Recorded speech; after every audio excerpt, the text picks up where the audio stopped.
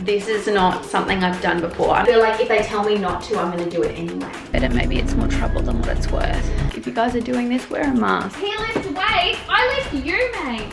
Well, that was a bit weird sound. This is gonna be fun.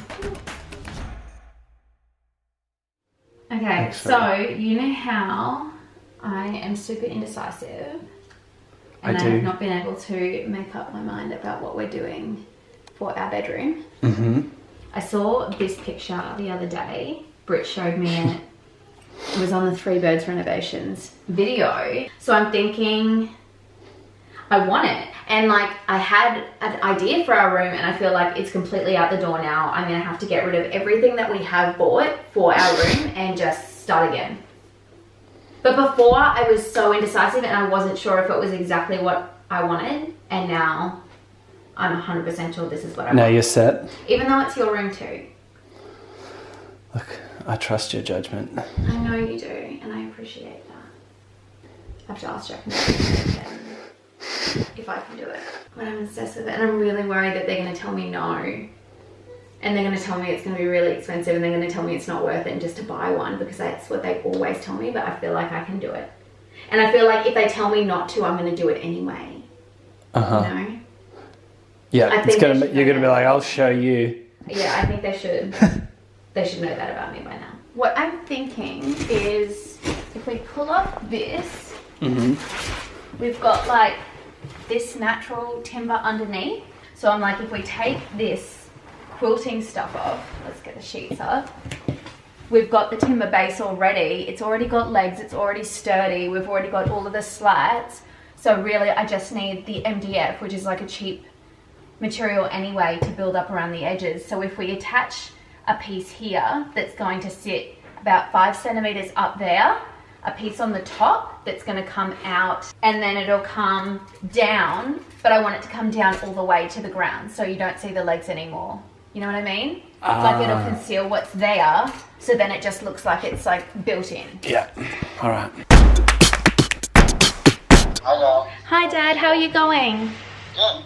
Good. I was just giving you a quick call because I'm going over this timber stuff again, and I couldn't remember why it was that you suggested I go to a cabinet maker as opposed to Bunnings. The cabinet maker saws are much better. Bunnings only have, you know, you see that they get the sheet, they put it on their side leaning table. Yeah. And they cut it. Yeah. And it's really sort of, it's a rough blade, whereas cabinet makers, they have bench saws where it's laid horizontal. Yeah. And it's a really fine blade, it cuts the edges really well. Okay. Yeah. Okay, cool. I guess and that they makes cut it much more accurate. Okay. They cut it to the mill. Yeah, because that's obviously what I'm going to need. Within 2 or 3 mil. Yeah. And I'll have this guy saying, oh, we cut it to 2 or 3 mil. Oh, really? Okay. So I'll just look up cabinet makers in my area. Like literally any cabinet maker will be using MDF. Is that right? Oh, yes. Yeah. Okay. Material. 16 mil MDF. I think I've done all my figures and I think they're pretty accurate. I've like measured them out and measured them twice and 3 times. So yeah, I'm at that point now where I can like reach out to someone and give them the exact figures that I want and see if they'll do it. So cross fingers. All right, well, thank you very much for that. You and Mum have a really good night, and I will probably wind up calling you tomorrow with more questions. So, all right, cool. Thanks very much, Dad. Love you. Bye. Bye. So, I thought it was going to be as easy as just going into Bunnings, buying it, getting them to cut it for me and getting out. But I have learned in my lifetime that if Dad says to do something, you've got to do it that way, because his opinions are always based off experience and he's always right. So I feel like I need to source me a cabinet maker that'll actually do it. And I know that's going to mean for a few awkward phone calls where people are like, nah, I'm not doing that. But if I ask really nicely and find a really nice little cabinet maker out there, then hopefully I'll find one. This is gonna be fun. Okay, so I've just had a quick look on Facebook Marketplace, and it seems like there are actually a few cabinet makers in my area who might be able to do it. So I'm just going to flick a message. Hi there. I'm just looking for a local cabinet maker to cut some raw MDF panel. Thanks in advance. Cross fingers that this one gets back to me. Actually, it's probably worth sending a message to a few other people, but yeah, I might see if I can find a few more actually. All right, so I've sent out those few little messages. So now I'm just gonna quickly duck out to the shop and maybe get a few of our decor items. I've taken a picture of the list on my phone, which I cannot figure out how to unlock right now. The joys of having a new iPhone. I may as well just try and grab as much of it as I can so that it's here and I can start placing it around the room and seeing what works and what doesn't, I think. Hopefully it's gonna be really hard without the bed though. I'm starting to think now that maybe I should just leave this bed and maybe it's more trouble than what it's worth. But that obsessive part of me is like, no, you started out with the intention of doing this bed, you are gonna finish off doing this bed. Hello guys. So today I am finally getting my butt around to hanging some curtains in this bedroom, and these ones from IKEA are so good. They're about $15 each. They're Vivian curtains. Britt has these in her house. She has got the white ones as well, and they just have a really beautiful linen style drape without having to pay hundreds and hundreds of dollars per curtain. But the thing is, you just have to wash them. Britt said that she washed hers and then hung them damp, and that gave it that sort of semi-crinkled linen style drop. So I'm gonna give that a go today. But first I actually have to hang the rails up, and of course I couldn't just do it like have them on a pole the easy way. I really wanted to have them attached to the ceiling because our ceilings upstairs are lower than what they are downstairs. Hopefully having the curtains coming all the way down from the ceiling will just sort of extend the roof line up a little bit. It'll sort of draw the eye up, which will open up the room a little bit more. Keep your fingers crossed for me because I really don't want to have any more fails as part of this bedroom. Like, I want to just get the curtains up, get the bed made, and then everything else should just fall into place. Cross fingers. And there are our curtains. What do you think? Very cool. Yeah? I feel like we need more though, right? Double curtain. Not double, like a double, like I think it just needs more thickness. Yeah. Like some more pleats. I do like how sheer it is, but maybe just like a little more thickness so it's a bit more full. And then that should do the trick. Nice. Yeah. I am so excited to tell you guys that my timber for my bed has finally arrived. So I think the MDF itself ended up costing $60, and then he just charged me $40 on top of that to cut it, which is fine. I'm more than happy to pay it to get the job done. It was still only $100, and I know that the job has been done right. Before I was just so desperate to get this MDF, and now I've actually got to go through and mark it all out and get all of my calculations correct, which I'm a little bit worried about because this is not something I've done before. I mean, I've done like measurements and marking things out before when hanging stuff like cabinetry, but this one, like, it really needs to be down to the millimeter. It really needs to all join together. So I don't want to be pre-drilling my holes in the wrong spots or anything like that, because that could be pretty much a disaster, and there have been so many disasters in this entire process. You would think that this would be the one thing that would be most likely to have a disaster happen out of it, because there's so many things that could go wrong. But I am just going to be really slow and steady, and I'm just going to really think about everything before I do it, and hopefully it's all going to come together. Cross fingers. Anyway. All right, so what are you doing? This is going to be the top piece. So then that'll be one of the edges, and then this piece is going to be the hole that sits across the top like that, right? Okay. The top here, you'll notice, is slightly shorter by 10 centimeters than what the end piece is. That's because the hob along the base of the bed is going to cross over and they're going to join. So in order to have as little join showing as possible, I've done it that way. And I think that's the hardest part, doing the math around that. But like, once you draw it out, I think it makes a lot more sense. Yep. But yeah, I just want to like do it now. I just want it done.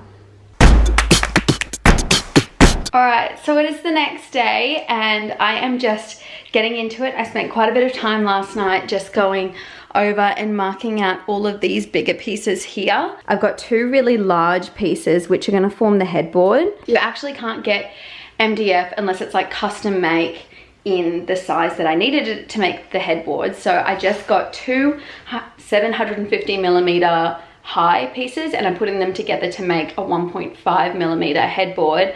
The bed itself is 10 centimeters off the ground, so that's what's going to give us our 1.6 meter headboard in total. And the way that I'm going to connect these two pieces and have it looking seamless is I'm taking a scrap piece of MDF, you'll notice it just sitting on top over here, which I'm going to use to glue across the center here to join the two pieces. And then once that wood glue dries, I'm going to put screws in all along the way along this piece of timber here and use it to secure the two pieces together. So having that bracing, I suppose, along the back is what's going to hold it together. And yes, because it's not absolutely exactly straight, that line, there might be a few little gaps, but when I go through and paint and prime and everything, I've got to do a lot of gap filler anyway when it comes to all of the screw holes that we're going to have joining the rest of the bed together. So I will just take some of that filler and fill that hole and have it looking nice and smooth. Okay, now to start on the sides, I've just taken my side piece. So this is the fascia and then this here is the hob. So I've just put a strip of glue along the top of this piece of timber here, and then I'm holding them together up against the wall so it's square, exactly square, and the joins are coming together as much as possible. I've got two more of those to do. So this will be the bathroom side and then the bed end, and then on the other side we'll have the window side. This probably sounds extremely confusing when I explain it because I'm not good at explaining things, but gluing a side and a top together, measuring in 8 mils from the edge to know where you're going to put your screws is not really a complicated task. A couple of years ago, I would have thought that is just way too much for me. Like, I don't know how to use a drill. It's not that hard. You switch it on, put a bit of weight on it, and Bob's your uncle. Like, it's not that hard to do as long as you're marking things out and, like I said, taking your time as you do it to make sure it's done right. Okay, so it's the next day and the glue has set. So what I'm going to do now is pre-drill some holes and then insert some screws into those holes just to reinforce what's already there.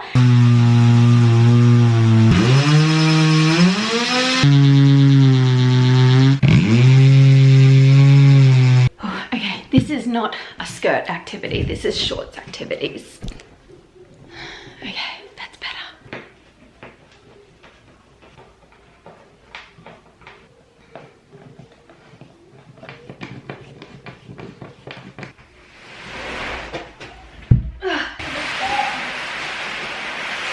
So the gap filler that I'm going to use is called Multi-Purpose Filler by Unipro. You can use whatever gap filler you like. This one is an easy sand formula and you want to make sure that the formula that you're using is sandable. I'm doing this inside the house in case you haven't noticed, which is usually a huge no-no for me. Like, we're a no shoes household, let alone a gap filling out on the main area tiles kind of family.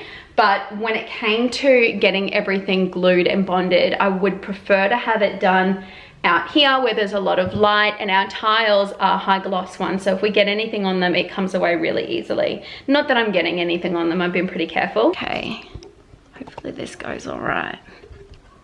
I'll just show you how it goes on.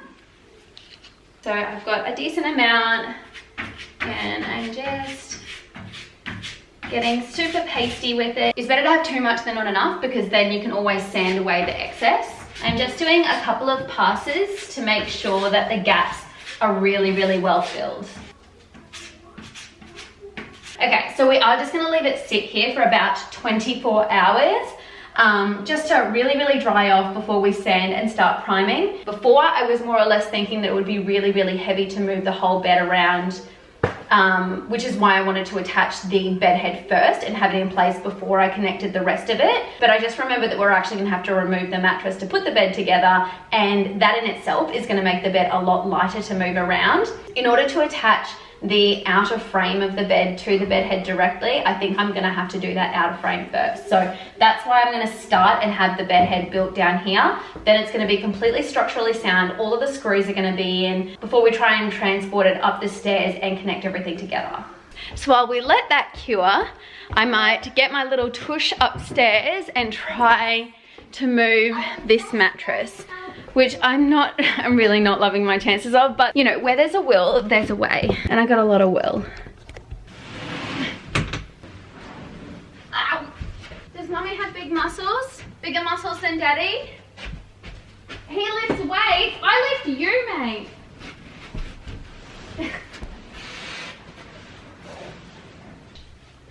Okay, so to get started on the outer frame of the bed, I have these pre-primed pieces here. This is just like an inner bracket that we're attaching to the pre-existing bed frame, and we're going to put in a whole bunch of really thick screws.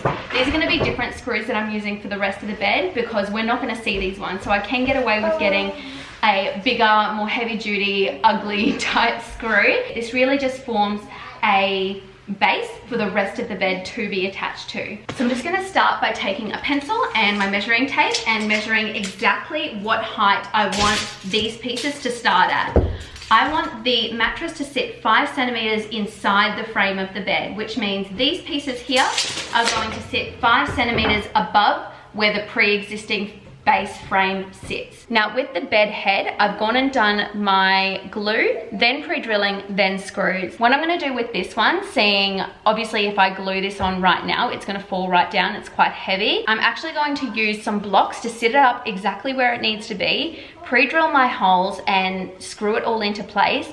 Then I'm actually going to remove it, add glue and screw it all back on together. I think this is what's going to give us the most secure and the most accurate attachment, although I'm sure there's plenty other ways of doing it. Like if you do have clamps at home, you could always glue it, clamp it and then screw, but I think I'm going to do it this way just because that's what seems easiest for me at this point in time.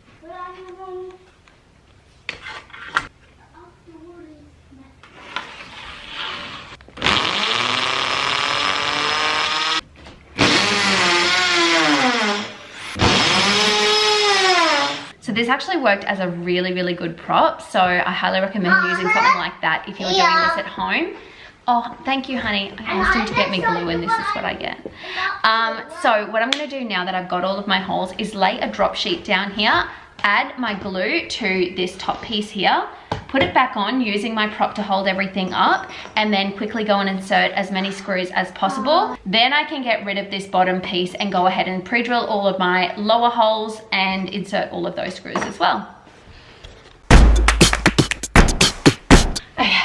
So to touch base after yesterday, my camera battery ran out, and rather than just pause and stop what I was doing, I continued to go with the other side, and then I thought I'd come back and pick up where I left off on this side, which is where I am today.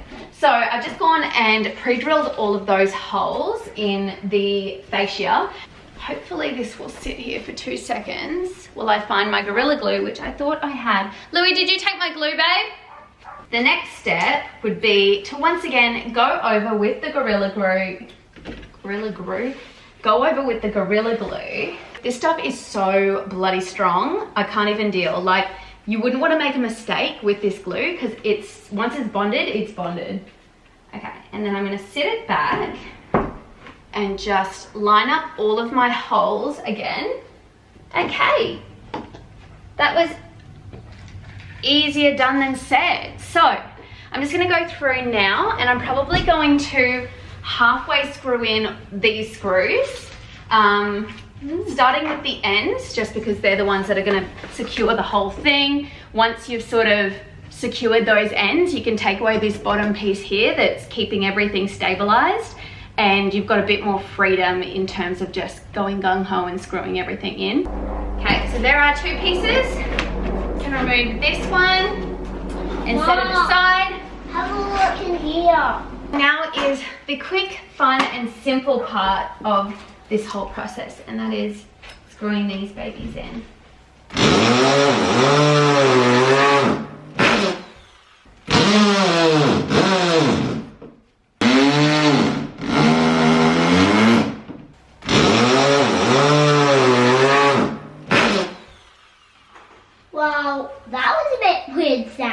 Was it? Yeah. Okay, so that is a heck of a lot of screws. You probably could get away with literally doing half of those, but I just wanted to make sure that the bed was completely strong and we weren't going to get any like squeaking or anything like that, because that would just be so annoying every time you roll over to have a bed squeak. So I've gone, you know, go big or go home really. But I'm so happy with how strong this thing is. So yay! Next step. You ready, Lou? Yeah. Okay, we're gonna get the outer fascia and the hob. So that the Gorilla Glue is gonna help you put on The next bit. Okay, you ready? Hop away from the glue, I don't want it to get on your clothes. Quite a balancing act, this one, but it's not as hard as it looks. Okay, so that should look something like this. As you can see across the top here, it's all aligned perfectly.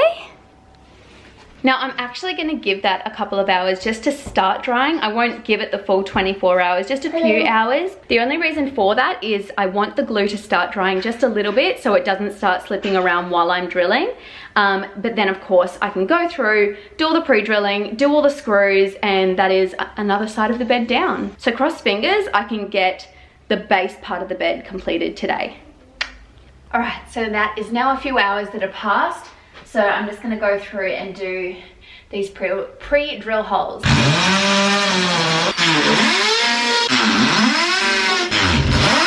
That is my pre-drilling done and dusted. I've just got this little set of countersink bits. I just picked them up at Bunnings, and I'm just gonna take the smallest one, which is a 3/8 inch countersink drill bit. The screw obviously is got this little like triangular countersink head on it. So what this drill bit does is it sort of grooves out a little triangular groove for that head to sit in. So then that way the nails are going to be completely flush with the bed, and then we can sort of fill in the gaps with some gap filler and make it look completely smooth, or like there isn't screws in there at all. Cross fingers, it actually turns out that way. This is what the drill holes look like. So I'm just popping the end of the drill bit into the little hole that I created, holding the drill steady and just going easy. Okay, so this is what it looks like when it's gone in. You can see that I've sort of gone down a millimeter or so just to really make sure that the nail is in there. So then when we are filling over the top, the fill actually has something to stick to. So you don't want it to be completely flush, otherwise the fill's just gonna pop straight out. Mine's flush, so it should be flush on your side as well. Yeah. But is it still good, like within the budget? Like $100 for all the timber. Yeah. And then the screws, I probably spent $20 up until this point. The glue I already had. I might get you to hold it again if that's okay. This side or that side? Maybe, oh, it doesn't matter. Maybe this side because you're already there. And then I'll pop the screws back in, and then I can drill them in. He had his orientation yesterday. Oh yeah. And it went good. I think he's going to have Archie's teacher next year. Oh, much faster. And we're done. Go. So I've now given that 24 hours just to fully cure, and just gently take that off. And while you're there, you may as well just go over the rest of your board with your sandpaper before doing any prepping and priming, removing just that upper layer of, it's almost like a sandy texture on the top of the MDF, just gets it completely ready to be painted, and then obviously wipe all that sand down before you start with the primer. Okay, and it's all clean. You can just see a few little wet patches down here where I've given it a really light wipe with a damp cloth, but not too damp because you don't want to risk dissolving any of the stuff in here before we get in with the primer. And Louie's just helping me out. Good job, baby. So it's now Friday afternoon, and Britt and Jazz have just popped in just to give us a hand with putting together the final bits and pieces. So far we have attached the end of the bed there, which was just basically the same process again. We were just shoving it back on, putting the drill holes in it, and then screwing in those screws, and adding the glue of course, Checking for level is also really important, and it's taking shape. Good morning again, you guys. I'm so excited to show you this morning where my progress is with this bed. It just came together late yesterday afternoon. Britt's husband Justin ended up coming over and just helping out with a few of the finer details. There was a little area down the bottom here, which I'll show you in a second, which we got him to cut out, and that meant that it could be pushed right up against the wall. So we've gotten him to cut out where the skirting boards were, but it really was, I'll show you, just the slightest little cutout, and quite an easy little cutout to do as well, where we've been able to push it all the way back to the wall. And I suppose if I wanted, I could always glue or silicone it to the wall, but I don't think we are going to do that, just because, you know, just to protect the wall. I don't think we're going to have any problems where it comes away from the wall or anything like that. So now the construction of the actual bed base frame is done. What I need to do before I can do anything else is I need to clean it off. So I'm going to go and get my vacuum with a brush attachment and just go over the entire thing to get all the sawdust away before I go and use that filler again.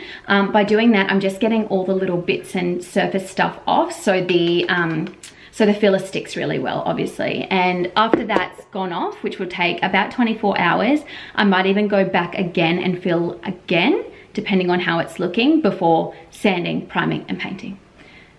It's gonna be a long and bumpy ride, but at least now we're at that point where most of the things that can go wrong, we've already gotten past. Like, this is all fairly simple. Fill, sand, prime, paint, done. It's just gonna take a while.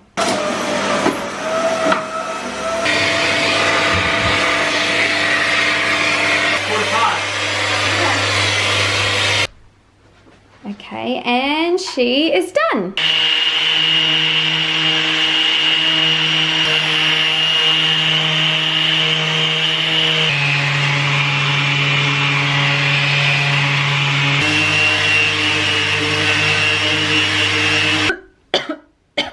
Okay, I'm covered. Absolutely, woo! Absolutely covered. And the bedroom, it's so, you can see the dust in all of the air. I can't breathe because I was silly. Wear a mask. If you guys are doing this, wear a mask. That was such a silly idea of me not to. It's like actually quite toxic to be inhaling all of this crap, and I've gone and done it because I'm too lazy to put a scarf over my face. But on the bright side, everything is, oh my gosh, it's so flush. Like, it feels so unbelievably smooth. I also went over and just carefully rounded over the edges just by holding the sander on the side and just going down gently. Obviously not too much. I didn't want to create rounded edges, but I also wanted it to not like cut me. I wanted it to be safe as well. So here is what we're looking at this point. What I need to do now is go ahead and vacuum all of this stuff. And I'm now realizing that so far out of this entire process, my biggest mistake has not been hitting up Dyson for a collaboration on this, because my vacuum has kept me alive through this whole ordeal. I don't know how I'm gonna get this stuff on me. I think, like, obviously I'm gonna have to have a shower, but I'm worried that it's gonna stick all over me and just get worse. So yeah, I'll touch base with you guys when I've done that. Just quickly check out the difference that my Dyson is making. Like, that is crazy. Beautiful, nice and clean again. Now to clean me. All right, okay, so it is officially painting day. I waited so long to get to this point, and like what was originally going to be like a 1 or 2 week activity ended up being like a 2-month activity.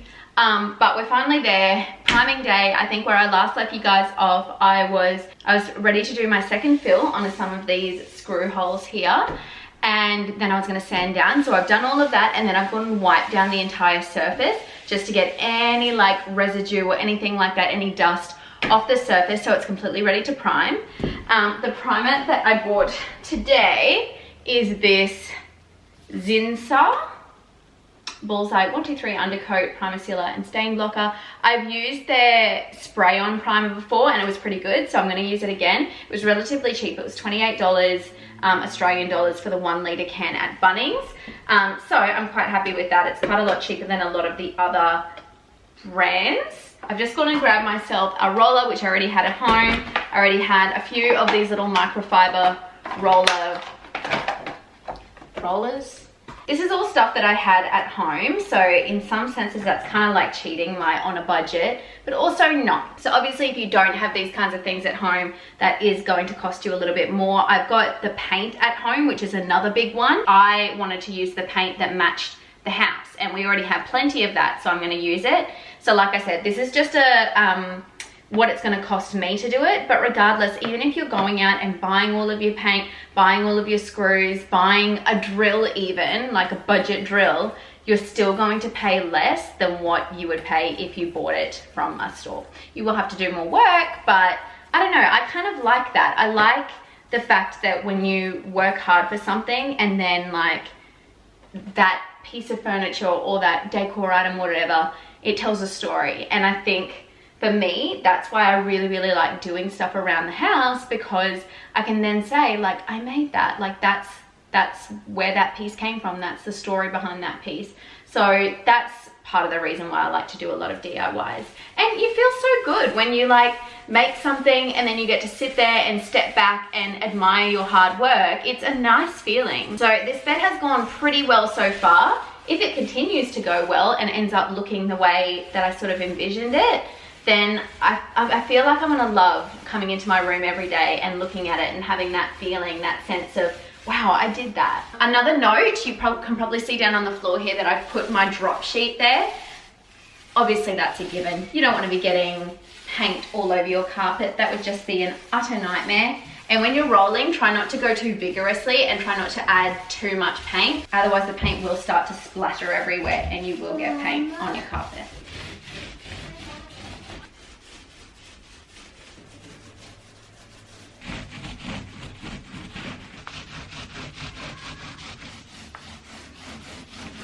And she is primed. Now you will notice that it is not at all even.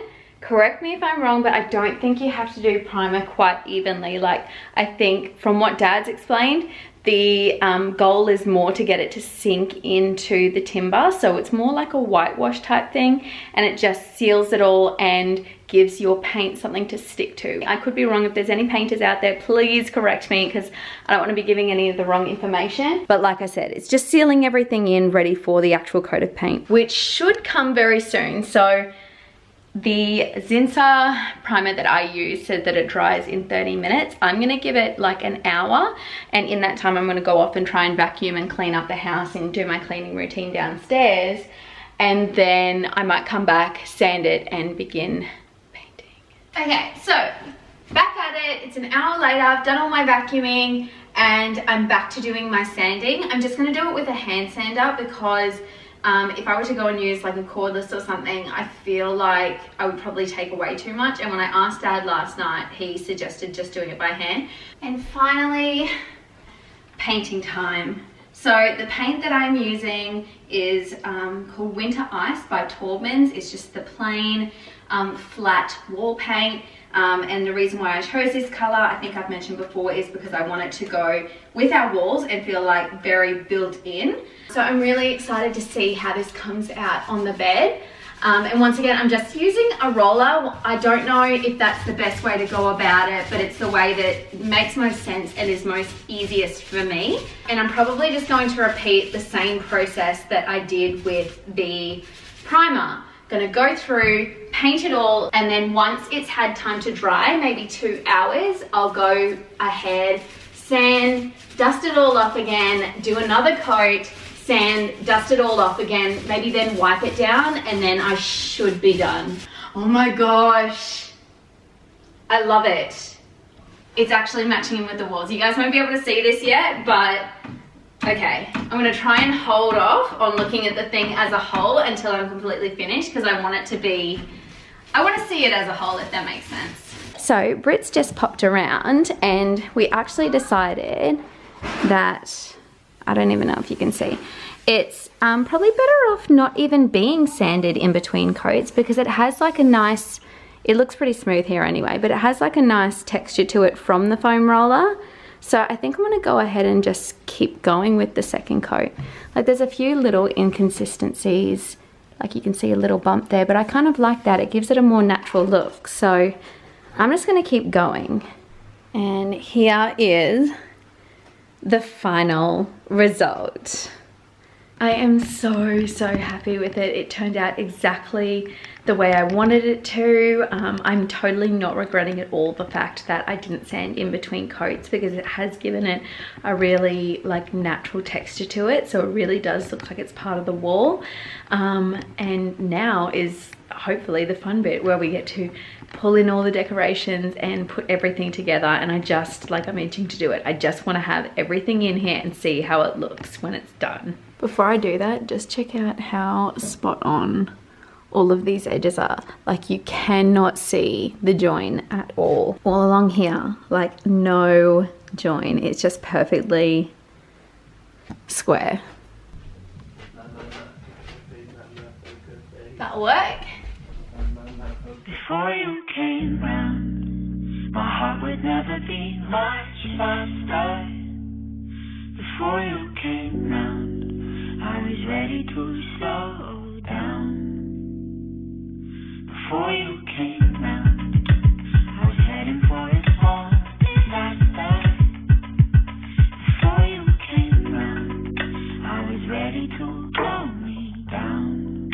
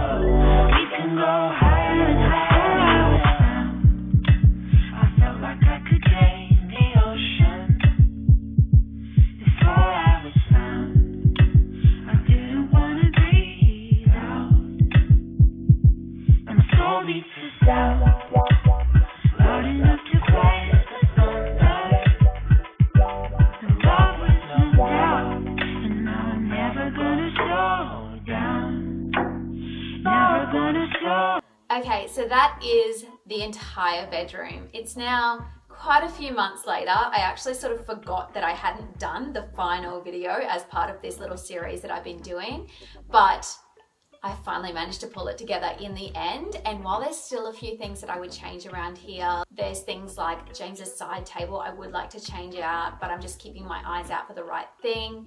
And then other little bits and pieces here and there, like some extra curtains or whatever that I'll just grab when I see. But pretty much everything is exactly the way I sort of imagined it at the very beginning of the video. And in between all of the little DIY tasks that I did to bring the room together, from our mirror, which ended up only costing like less than $50, our very super budget artwork, which I can't remember what that came in as, but I know that it was under $30. The DIY abstract clay pot that I did, which I'm still semi-unsure about, but I still kind of love nonetheless. And of course, the bed, which I am still to this second very stoked with. I would not change it. Like every time that I walk into this room, however many months later, I still love it, and I still love the fact that I made it and put the time in to make it the way that I'd envisioned it. So if you followed me throughout the entire 3 videos, thank you so much, because I know they've become very long-winded, but I really did want to show you guys the entire process of bringing everything together. And I really appreciate that you guys stuck around right until the end to see how it all turned out. I ended up spending just over budget by $1. It came in at $151 for all of the things I had to buy to make this bed become a reality, which is, I'm pretty happy with. And yes, obviously there were a few things that I had at home, but if you wanted to go and make something very similar at home, you'd know that it would only cost you like a couple of $100s, which is still way less than some of the ones that we were looking at online originally. Anyway, I want to thank you guys again for sticking through this entire thing. It's been such a journey and I appreciate you guys coming with me on it. And if you want to see more videos like these, then make sure to let me know in the comments, or let me know as well what your favorite part of the entire video was. And other than that, I'll see you guys all next time. Bye.